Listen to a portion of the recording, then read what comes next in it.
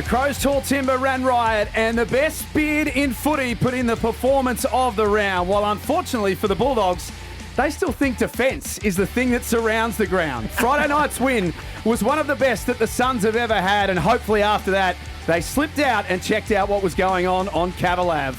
More injuries on the weekend. The poor old Bombers can't take a trick.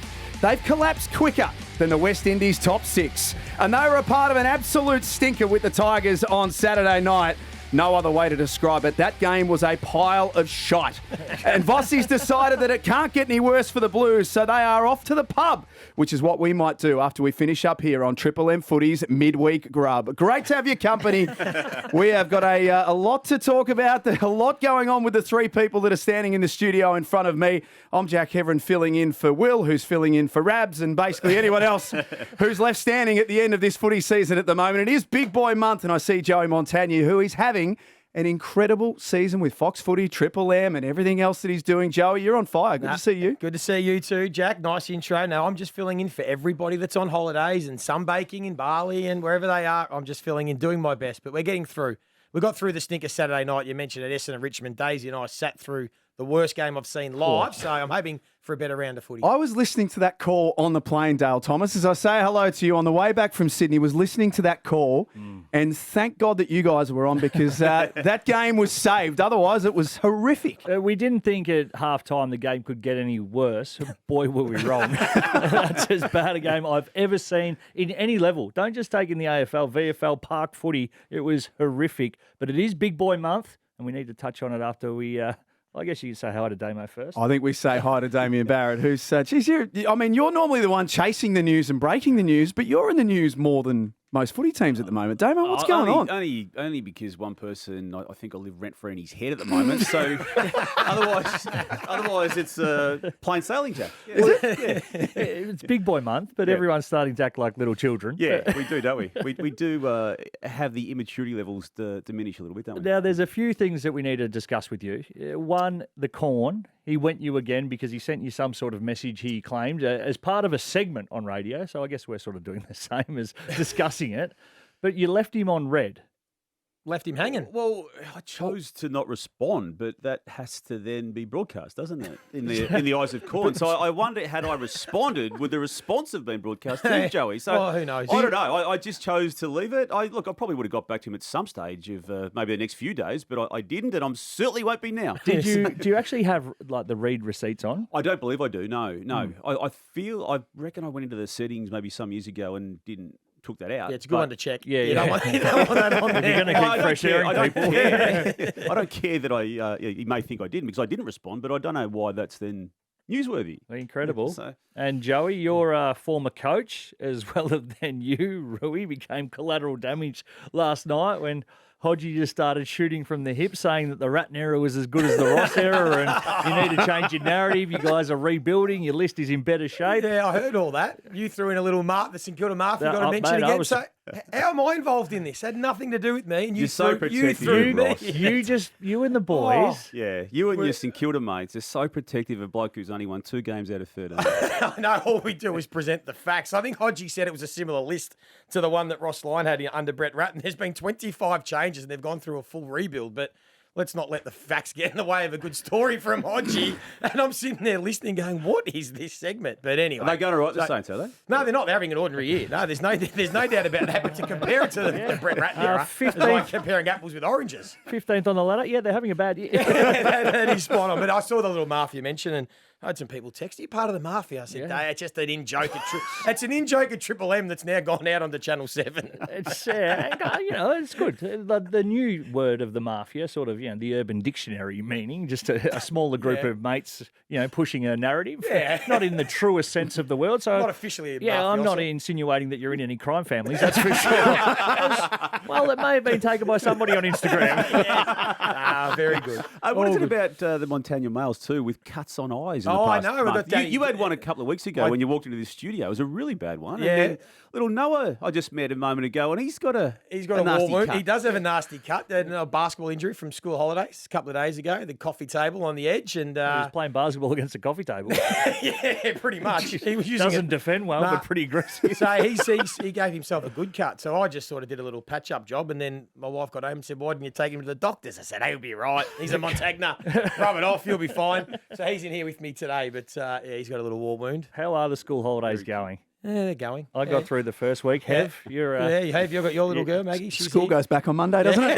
We're getting there. Does it though, or do they get the Bloody better. curriculum day to start off the term like they do after the summer holidays? Daisy's one of the nicest guys I know, and he always says hello to everyone, and they always engage and look him in the eye and say hello back. He said hello to little Maggie Heron only half an hour ago. It gave him absolutely nothing. Kids, I usually get along well with kids. We work on the same frequency. And I put the hand out for little Mags to give me a little slap. Just looked at it, Donuts. turned away, looked at Dad, and Said was like, no. Much like her father, Maggie's a very good judge of character. So, Damo's got plenty of news to get to on the other side of this. Fair dinkum and Fugazi and all of our predictions for round 19. Coming up on Triple M Footy's Midweek Rub.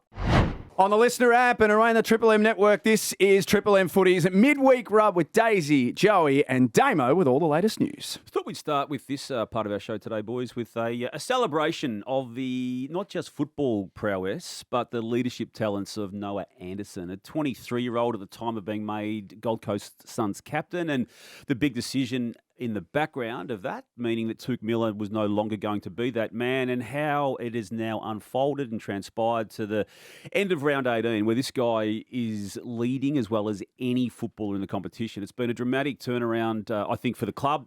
He's been a key part of it even before this season, but this captaincy that's now attached to his status in the game, it's working for him, it's working for the club, and it's a high level. Yeah, great shout, Damo. The youngest captain in the league, and he has led sensationally. It's almost like it was the transition of a new era, a new dawn for the Gold Coast Suns.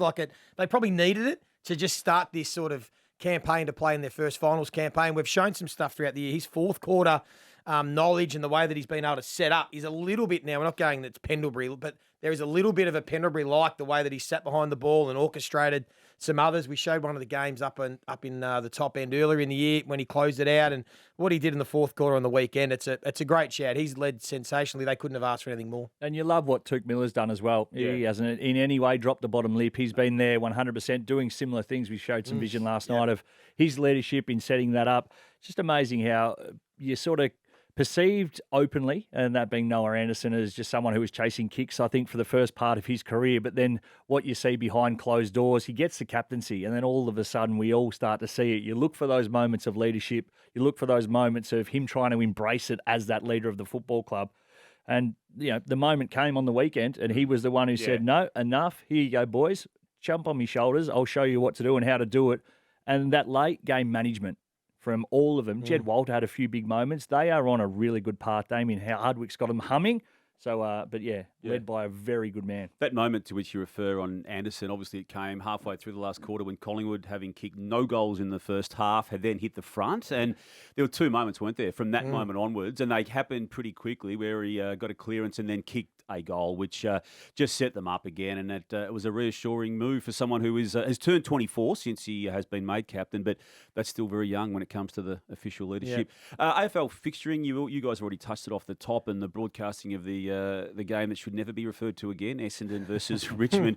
Unfortunately, as we've known for some time, but it's becoming more and more prominent in our thoughts that of the remaining 6 matches, we've got Essendon 4 times on either Thursday or Friday between now and close of play. And it's a disastrous element of the fixturing of the AFL and something that they couldn't have totally foreseen, but equally, when they choose to leave rounds 16 to 24 open after the season starts, they could have had a form of foresight on how badly this club was going, Days, before they then locked them away for these slots. Well, that's one part of it. And you look at the Thursday night of round 20, it's Hawthorn taking on Carlton as well. So it's not exactly blockbuster football. I haven't had too many good Thursday nights. Yeah, this season. which is, and probably not so much of an issue for crowd sizes. That isn't really what the Thursday night is so much set up for. But it is, you're sitting at home and you flick it on and you want to have a look at a good side and a good game of footy.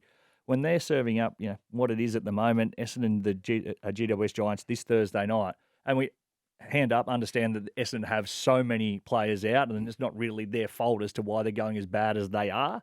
But that now just got a real waft about it as well. Yeah, it does. And the flexible fixturing, which they were celebrating, it's not that flexible Hasn't at worked. all. No. And they don't flex matches like the NFL does. Semi-regularly in a season when there's two teams on a roll, they move them into the main slots on the run. It's like the AFL, we half do things. It's like the AFL are too scared to just fully commit to something, whether it's rule changes, whether it's fixturing. They sort of half do it. And in the end, you get a bit of nothing. You don't make a really strong decision. So I'd love the AFL going forward to be more decisive with what they want to do and don't care what people think. If they think it's the right thing, just do it and lead because we get too many of trying to appease everybody. And in the end, I think they appease no one. Yep.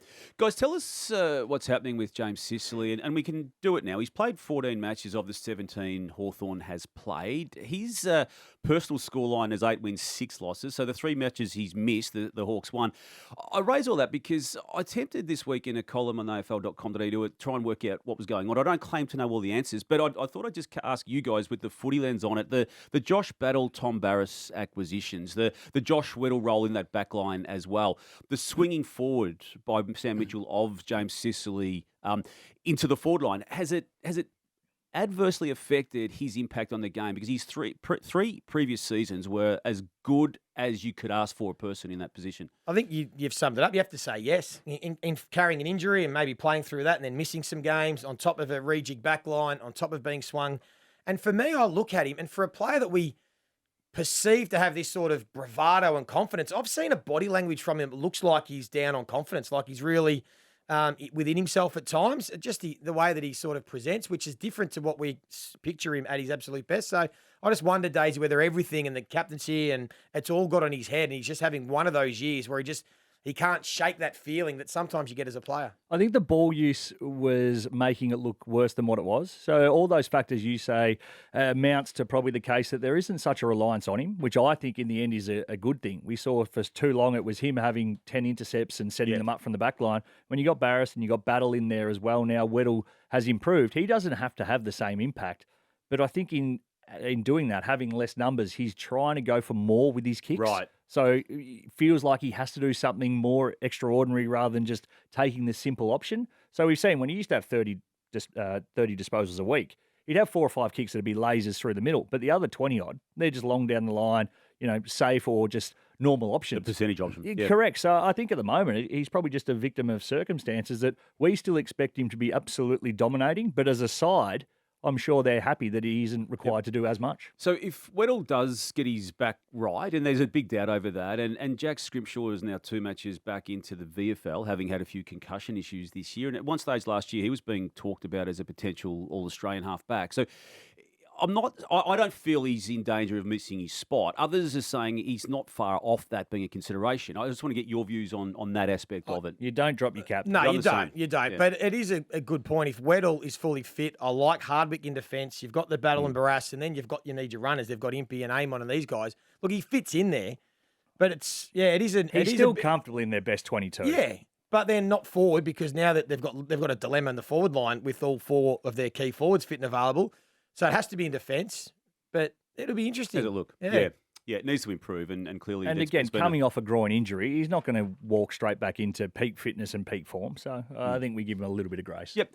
Aaron Cadman, too. Now, we've seen him now into his 3rd season of footy, the number 1 pick from 3 years ago. I think his progression has been beautifully orchestrated by the Giants and how they have given him a lot of footy prior to this year. He kicked the 31 goals last year in a full season of footy. That was his 2nd year. He's now had a bag of 6 and a bag of 5 in the past 5 weeks. So we're watching something pretty special unfold, aren't we? We chatted to him on the Sunday Rub, really good chat, and he was really open in how he was sort of feels now confident at the level, and also his body and putting size on is allowing him to actually compete. And he said the first couple of years you roll out there and you just get thrown off because you're light, you're tall, you've got no centre of gravity that's able to compare with the big boys. He's got a confidence now that he can be the star ongoing, and I love it. Like when you look at him, he's actually put on some real bulk, and he's certainly going to be a star. That's why they picked him where they did. And there's no doubt, though, he's been given a bit of leeway to get to the 50 games to break out without too much spotlight because of the GWS Giants. I mean, you compare that to Harley Reid, both pick 1s, and the difference in in the way we talk about them. Cadman was just allowed to go about his business without much fanfare, without much criticism, and build his game get to the point where, as Daisy said, he's now got the confidence and he's away. And you got Hogan, obviously the reigning Coleman medalist. You got Toby Green, whose credentials need no more underlining, and obviously Jake Stringer now becoming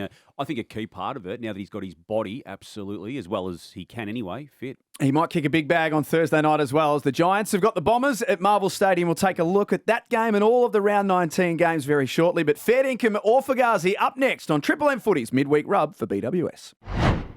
We're going to go far and wide in fair dinkum or Fugazi this week. I'll start with you, Daisy Thomas. Yes, it is fair dinkum that there is a crash here. Little swig of water. We've got kids everywhere here at the moment. That's good. It's good to see. Some that we own and some that we don't own, but we just found and we're looking after all the same.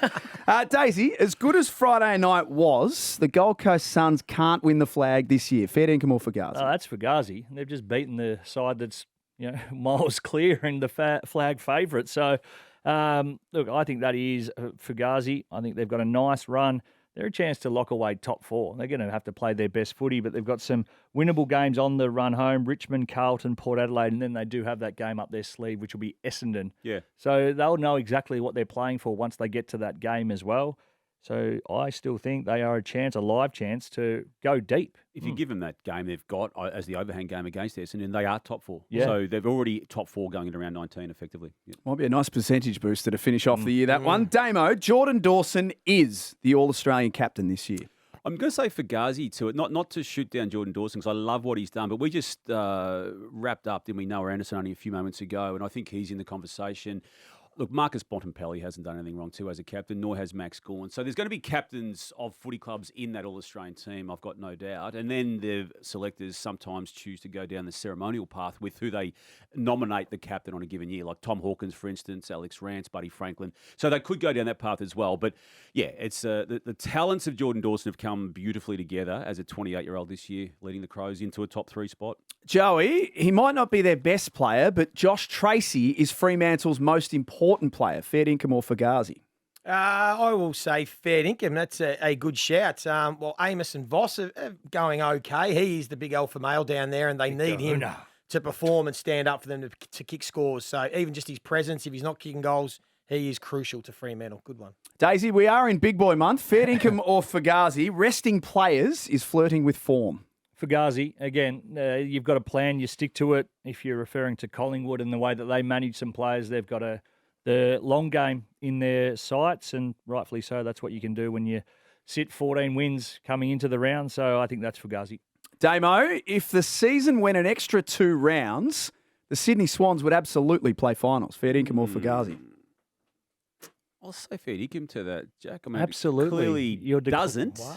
It clearly doesn't. But yeah, they're arguably one of the form teams in the comp since Errol Goulden has come back into it. So yeah, a lot of work to do, and I'm glad it doesn't go an extra 2 rounds for what it's worth. But if there was a wild card weekend and they finished 10th, would that be interesting?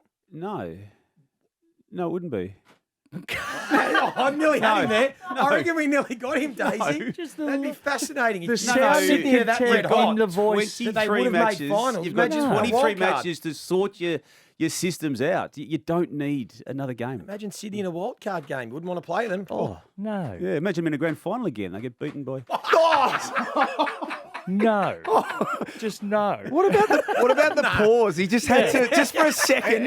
The pause just read, are you serious, you dickhead? Yeah. No. Joey, Yes. Despite all the talk of others, Max Gawn is still clearly the number 1 ruck in the competition. Fair dinkum or Fugazi? It's fair dinkum. It is. Yeah. Tristan Sherry's had an unbelievable season. I don't think anyone thinks Sherry's a better ruckman than Max Gawn. Probably had the better season up until maybe a few weeks ago. But yeah, with a 3-week suspension, with Gawn back in form, he's probably leading the race for the All-Australians. Brody Grundy has been... He's coming with a rocket, Yeah. that's true. But his first 10 weeks weren't great. Much like the Sydney Swans. Yeah, but they are coming What are fast your towards the thoughts, end. Damo, on a wild card round? I think that's a strong Fugazi, to be honest. Let's play a little bit closer to home. Joey, I'll start with you.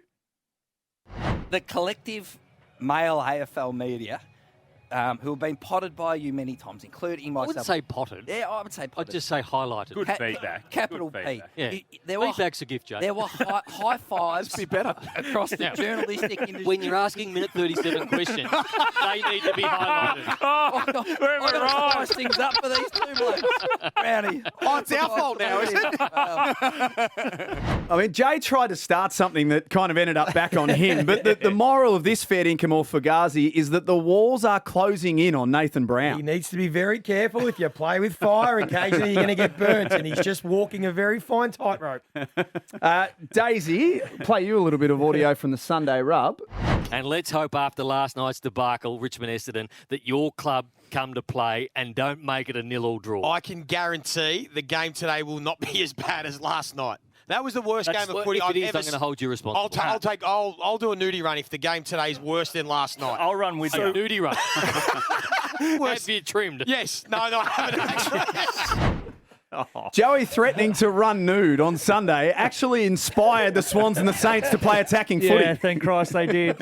I don't think any of us was ready for that. And I think I said I'd come with you, which could have made it worse. At least it would have been under the lid and there was some sun poking through for a little bit. Might have been the only thing poking through. And Damo, one for you to finish off. Fair income. You worked 6 months a year, JB. Late starts, early finishes. Think about it. March to September. It's not hard, JB. It's not hard. No. Then you say you need 2 weeks in the middle of the holidays and you've extended it to a third week. Fair dinkum or Fugazi, BT should be used more often as an impact player on the Saturday rub. That is fair dinkum. For the second time since, or the first time since the 2016 Grand Final, dropped the F-bomb live into a microphone on Triple M, and it went through. I noticed you beeped it out there, Jack. Well done. Yeah, he was great. He filled in on the weekend, so we were good to have him back. One last one for you, Joey. Fair dinkum or Fugazi, you've taught your son to hate the Pies. That is fair dinkum. He's just come in. He looked like he needed something to watch, so I put my highlights up, and he just. I thought they could have set him through. What, he got an hour and 40 of them. He just asked me, he said, who is that old man that still talks about his footy career? So that's Dale Thomas, Noah. Don't worry about it. Do you play footy, Noah? He's not. Take kickings? He's not part of the mafia, Noah. Trust me, he's not part of the mafia. It's a good top. Kickings.com. All of our round 19 predictions coming up next on Triple M Footy's midweek rub for BWS. Been an interesting one. Triple M Footy's midweek rub on the listener app and on the Triple M network. Daisy Thomas, Joe Montagna and Damien Barrett. Let's take a look at all of the rounds action that starts tomorrow night. The Bombers and the Giants at Marvel Stadium. Exciting, Anyone isn't it, bold Jack? enough to tip the Bombers in prime time Thursday night? No chance. If they get within 40 points, they've done well. Yeah, I was going to say 60. I was going to say 80. I'm saying 100. Well, if they play like they did on the weekend, this will get real big on them real quick. And again, through no real fault, just that they don't have enough players left to pick from who are of high quality. Friday night, this is a lot better. Brisbane and the Western Bulldogs at the Gabba. This one is legitimately exciting, isn't it? For a number of reasons. The Dogs need to, I think, for their own benefit, make a strike against a good team. But the Lions are just cruising at the moment. I think they've got versatility in their structures, and I just can't see a way that they'll drop this one, given they clearly want to finish 1-2. Dogs will have to kick over 100 points to beat Brisbane at the Gabba. Chance they could do it. It would be an absolute shootout. Hard to tip against Brisbane, though, at home, so I won't. But if Dogs are to win, it's going to be a high-scoring game. Yeah, I think this way the game should pan out is going to suit the Western Bulldogs. I'm going to tip them in an upset because they do have the ability to hit the scoreboard. And I think it'll be a really high-scoring game, good contest. I think it's going to be good weather up there as well. So expect that ball to be flying around, not a whole lot of defence, which we absolutely love. And, I'll tip the upset there with the Western Bulldogs. I like it, Daze. Saturday afternoon, after the all-conquering rub, it is Hawthorn and Port Adelaide in Launceston at University of Tasmania Stadium. Port missing too many players now. Is Rosie going to play? I think he's out as well. Horn Francis Rosie is out. The other injuries. Sam Palpepper, as we know now, is out. So, yeah. Nah, easy Hawks. Yeah, same for me. Not as confident, but I think the Hawks. Sydney and North Melbourne at the SCG, Twilight Footy. No, the Swans, comfortably. Yeah, they've won their last 9 against North. They'll make it 10. Yeah, it's hard to see North mounting a case against the Swans in this one. Saturday night at the Triple MCG, absolutely no idea what's going to happen between Carlton and Melbourne. Oh, could it be a 0-0 draw? It could be 200 each. I Hang on. Yeah, I know. I just heard a little voice in my head I then did that said too, actually. Carlton. What did you say? Colden. You think Carlton? Speak into it. Colden. For any reason? Why? So they're playing Melbourne. They're not playing well. If you start reeling out stats, I'll bloody... That's Noah Montagna for those who are listening as well. You know what? There's a new Oracle in town. I'm tipping the Blues 2 in an upset. You know what? I'm following you in too, Noah. We'll Carlton for me too. And much like his dad, I'm sure he's going to invoice for that little appearance as well. West Coast, oh goodness, West Coast and Richmond is the other Saturday night game at Optus Stadium. This is 18th versus 17th. West Coast get their third win of the season. Third win? Second win. Second. They'll get their second win of the season. Is McQualter nearly up there with Ross in the protection of the market? He is, isn't he?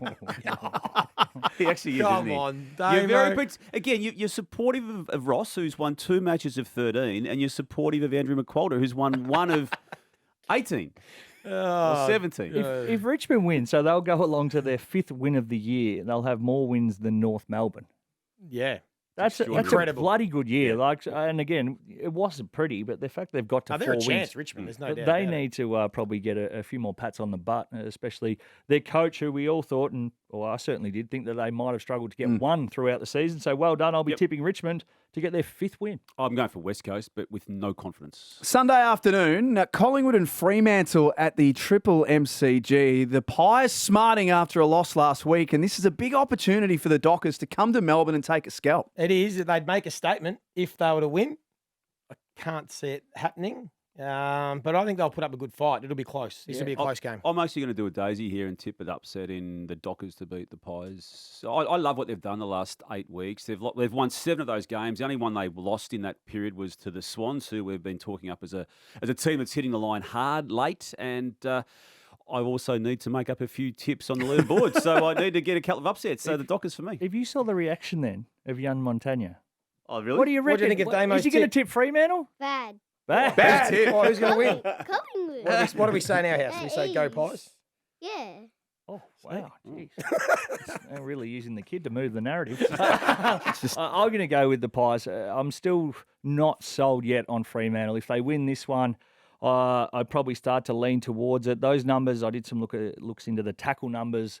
100-plus tackles, that's sort of been the real outlier in what they've dished up in their really good form since round 10. The Pies' pressure is something they really have a hallmark of their game, and you can see it week in, week out. So I'll take the Pies on trust. So I think Noah likes Collingwood. He just didn't want to watch Daisy's highlights. Is the takeaway from that? The Adelaide Crows playing host to the Gold Coast Suns at the Adelaide Oval. If the rain stays away, Joey, this could be a flat-out shootout, this one. Match of the round. I was up at the Gold Coast earlier in the year. That was one of the best games of the season, the 1-point win. That's right. Yeah.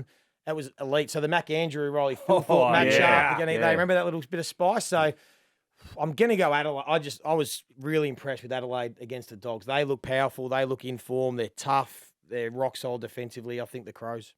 Same for me. I love what they've done. Maybe in the last, say, 6 to 8 weeks, Jack. And again, I rate Gold Coast. I think they are a premiership hope if it goes well for them from here. But in this game, Crows for me. I'm going to tip the Suns. I'm all aboard still, so I think they are playing good enough.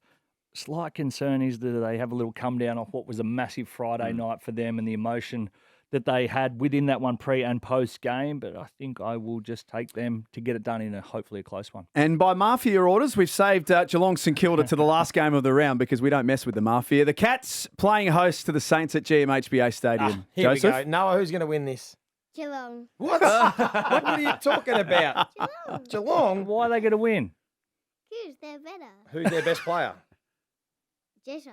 Yeah, Jezza. That's right. Nah, He's you're right probably about right. Although, remember, we went to St Kilda Geelong. We said Geelong last time, and we went to the footy, and then the Saints beat them last time at Marvel. Yeah. So maybe another Ross Line But masterclass. it I was don't know. only about 7. 7 points. Yeah, it's still a good win. But no, I think Geelong at home, clearly. Geelong for me too. Yep, you're back Geelong, you don't go wrong. This has been Triple M Footy's Midweek Rub, or the Midweek Crash that it's looked like this afternoon as well. Don't forget, from round 19 starts Thursday night at Marvel Stadium from 6 o'clock. The Thursday Rub, Isaac Smith will be there. Kate McCarthy will be there. I'll be there as well. And a late change to our team. Jay-Z Clark out. Oh, hang on, what happened? Holidays, I believe. Oh, Another one. Oh, demanded some time off. Theodoropoulos in tomorrow the night drop. for the Thursday Drop. Rub as Bang. well from 6 o'clock. Great work by you three as well. And big thanks to everyone here as well. This has been Triple M Footy's Midweek Rub for BWS.